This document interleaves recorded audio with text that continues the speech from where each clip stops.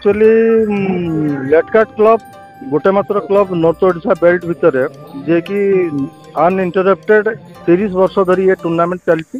प्रथम राज्य स्तरीय होता बर्तमान आंतरराज्य स्तरीय होची ऑल इंडिया लेटकाट T20 क्रिकेट टूर्नामेंट।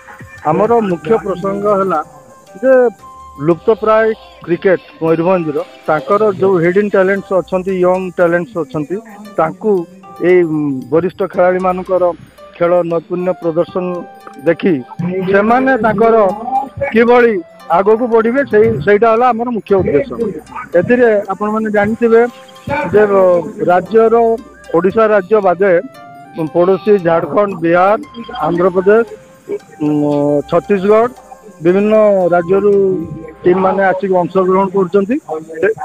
तेणु एथिरे सर्वमोट राज्य भितर 4टा टीम एवं राज्य बाहर 6टा टीम अंशग्रहण करछंती।